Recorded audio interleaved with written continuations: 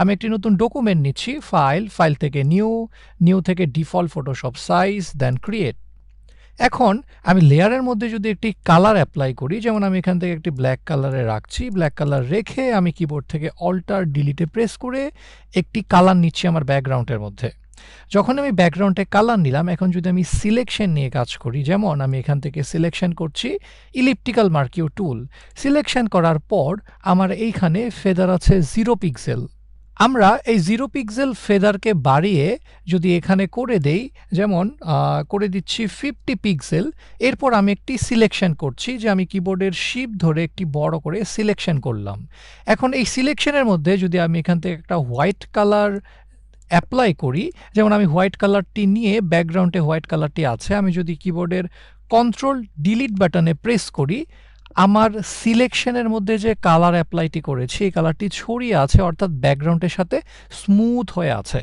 তো এইরকম করে আমি যদি এখন সিলেকশনটাকে কন্ট্রোল ডি দিয়ে ক্যান্সেল করে দেই, এবং আমি যদি এখানে নতুন একটি লেয়ার নিয়ে আবারও একটা সিলেকশন করে, অথবা এই সিলেকশন করার আগে আমি যদি এখান থেকে ফেদারটাকে 0 করে দেই, জাস্ট দেখার জন্য যে 50 পিক্সেল ফেদার দিলে কেমন আউটপুট আসছে, এবং আমি যদি 0 পিক্সেল রেখে তারপর এর মধ্যে একটি হোয়াইট কালার অ্যাপ্লাই করি, যে কন্ট্রোল ডিলিটে প্রেস করে, এবার কন্ট্রোল ডি দিয়ে যদি সিলেকশনটাকে ক্যান্সেল করি, এখন যদি আমি মুভ টুল থেকে আমার লেয়ারটাকে মুভ করি, আমরা দেখব আমাদের মাঝখানে যে লেয়ারটি আছে এটি হচ্ছে 0 পিক্সেল রাখা ফেদারের লেয়ার, এবং আমার নিচের যে লেয়ারটি আছে ওটার মধ্যে হচ্ছে 50 পিক্সেল রাখা একটি ফেদারযুক্ত লেয়ার।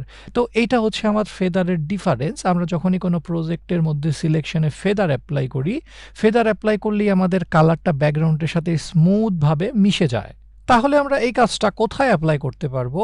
আমরা যদি কোনো ডিজিটাল আর্ট করি, সেই ক্ষেত্রে আমরা যদি কোনো সান অথবা মুনের জন্য ইফেক্ট দিতে চাই, বা আলোটা ছড়িয়ে আছে এই টাইপের যদি কোনো প্রজেক্টের কাজ করি, সেই ক্ষেত্রে আমরা এই ধরনের ফেদার অ্যাপ্লাই করে সেই কাজটি কমপ্লিট করতে পারবো।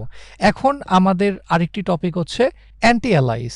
এই অপশনটি সিলেকশনেরই একটি অপশন, যেটি একদম ফেদারের পাশেই আছে। আমরা যদি এই লেয়ারের মধ্যে অ্যাজ ইউজুয়াল নর্মাল যে কন্ট্রোল ডিলিট প্রেস করে হোয়াইট কালারের ব্যাকগ্রাউন্ড করে দিচ্ছি, এবং আমাদের যে উপরের লেয়ারটি আছে এই লেয়ারটিকে আমি ধরে কন্ট্রোল ডিলিট অথবা ডিলিট বাটনে প্রেস করে ডিলিট করে দিচ্ছি। এখন আমি যদি একটি সিলেকশন করি, এমন করে একটি সিলেকশন করলাম, আমি এখান থেকে একটি কালার পিক করছি রেড কালার পিক করে আমি নতুন একটি লেয়ার নিয়ে এখানে কালারটি অ্যাপ্লাই করছি অল্টার ডিলিটে প্রেস করে, এবার কন্ট্রোল ডি দিয়ে সিলেকশনটা ক্যান্সেল করে দিচ্ছি।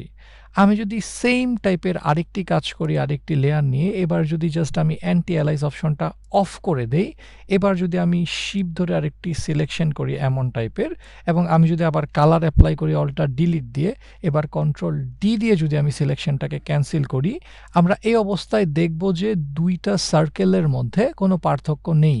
কিন্তু আমরা যদি এটাকে জুম করি, এইভাবে জুম করলে পরে আমরা দেখব আমরা যে প্রথম সিলেকশনের মধ্যে কালার অ্যাপ্লাই করেছি এর মধ্যে কর্নারগুলো আছে স্মুথ, এবং আমরা যে দ্বিতীয় শেপটি নিয়েছি এই দ্বিতীয় শেপের কর্নারগুলা স্মুথ নেই। কারণ অ্যান্টি-অ্যালাইসের কাজ হচ্ছে, আমরা যখন অ্যান্টি-অ্যালাইস অন করে কোনো প্রজেক্ট বা কোনো সিলেকশনের মধ্যে কালার অ্যাপ্লাই করি, অ্যান্টি-অ্যালাইস কর্নারের এজ দিয়ে শ্যাডো পিক্সেল ক্রিয়েট করে। কারণ অ্যান্টি-অ্যালাইসের কাজই হচ্ছে যে কর্নারের এইজগুলো দিয়ে এক্সট্রা শ্যাডো পিক্সেল ক্রিয়েট করা। কারণ যখন এক্সট্রা শ্যাডো পিক্সেল ক্রিয়েট হবে তখন আমার শেপটি দেখে স্মুথ হবে, এবং আমি যখন অ্যান্টি-অ্যালাইস অফ করে কাজ করব তখন আমার শেপের কর্নারগুলো স্মুথ হবে না, একদম পিওর পিক্সেল আসবে। তো এইটা আমাদের বিভিন্ন প্রজেক্টের মধ্যে ওই কর্নারগুলোকে স্মুথ করার জন্য ইউজ করা হয়ে থাকে। তো আমরা বিভিন্ন প্রজেক্ট আসলে এটার কাজের জন্য ইউজ করব। তো এই হচ্ছে আমাদের আজকের ক্লাসের লেসন। Thank you.